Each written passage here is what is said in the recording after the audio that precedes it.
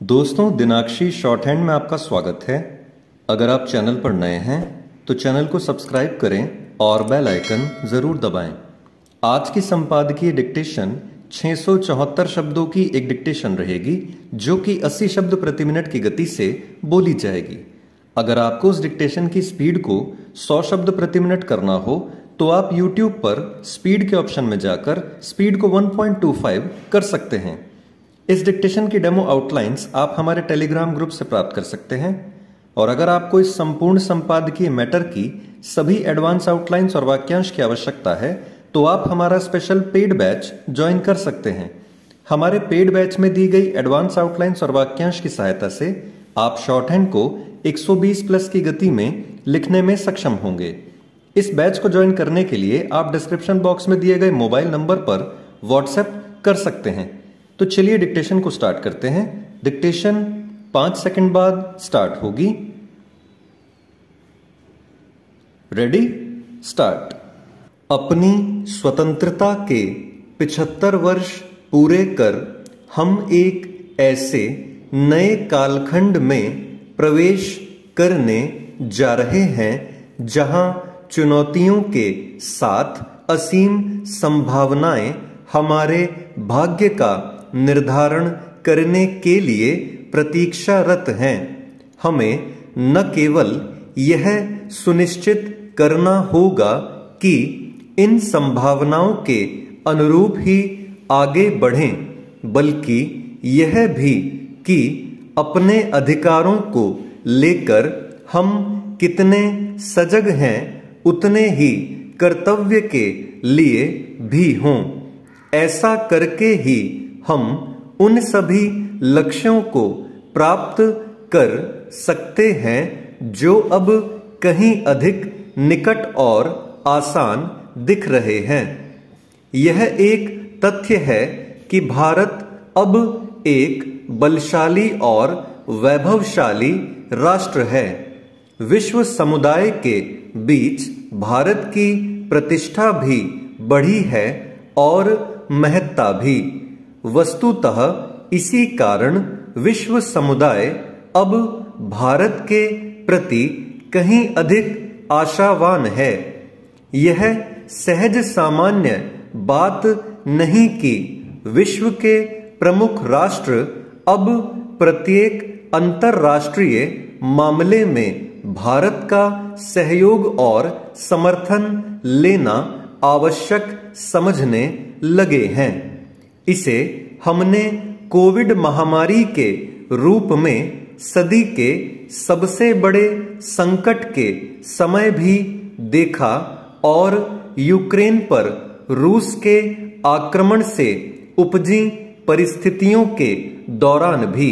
निसंदेह यह स्थिति इसलिए बनी क्योंकि बीते 75 वर्षों में भारत को विश्व के सबसे बड़े लोकतांत्रिक देश के साथ साथ एक जिम्मेदार राष्ट्र के रूप में भी स्थापित करने में सक्षम रहा है।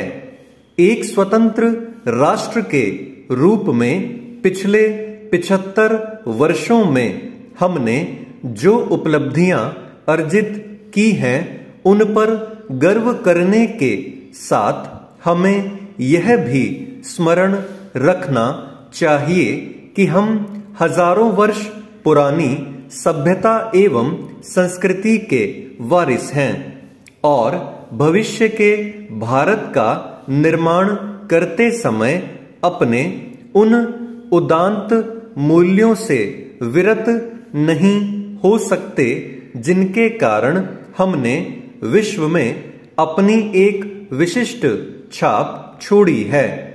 अब वे सपने साकार होते दिख रहे हैं जो राष्ट्र निर्माताओं ने देखे थे और जिनसे आज की हमारी पीढ़ी भी प्रेरित है। किसी व्यक्ति और समाज की तरह राष्ट्र के समक्ष कुछ चुनौतियां सदैव उपस्थित रहती हैं।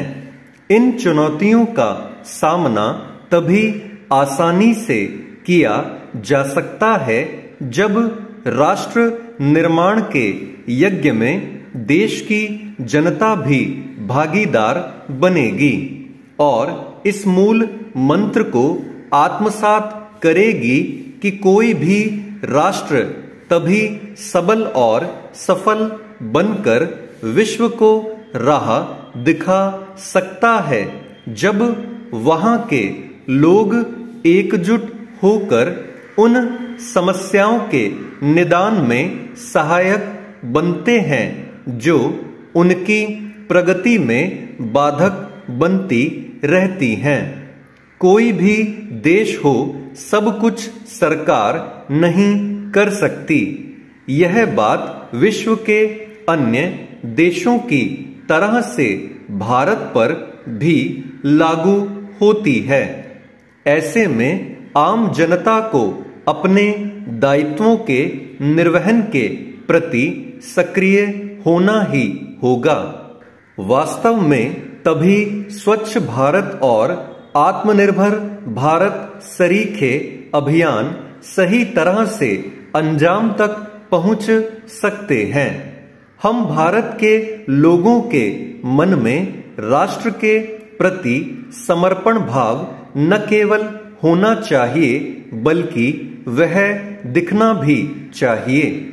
इस क्रम में सभी लोगों को यह आभास होना चाहिए कि राष्ट्र के उत्थान में हर व्यक्ति का योगदान आवश्यक होता है, फिर वह चाहे कोई श्रमिक हो अथवा उद्योगपति।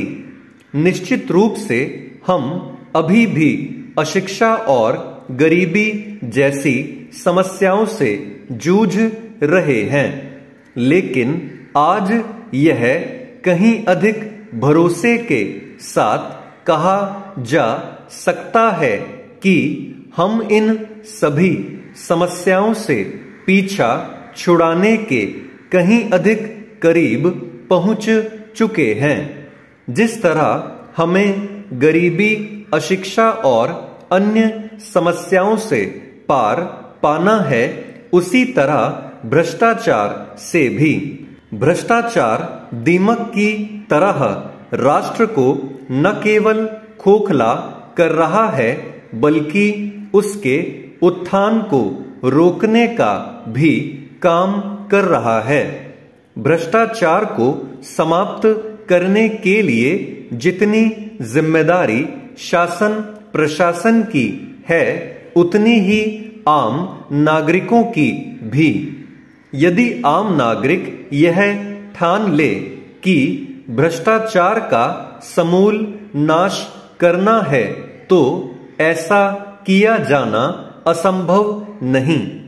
जिस तरह देश के नीति नियंताओं को उन शक्तियों से सावधान रहने की आवश्यकता है जो देश की आंतरिक सुरक्षा और सद्भाव को क्षति पहुंचाने के लिए नित नए कुचक्र रचती रहती हैं, उसी तरह आम लोगों को भी ऐसी शक्तियों से सावधान रहना होगा। वास्तव में इन शक्तियों को आम नागरिकों की एकजुटता और सजगता ही पराजित कर सकती है।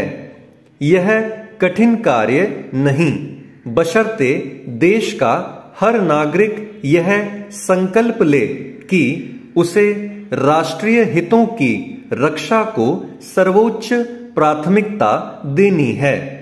देश के सभी नागरिकों में इस भाव की व्याप्ति ही आजादी का अमृत होगी। स्टॉप।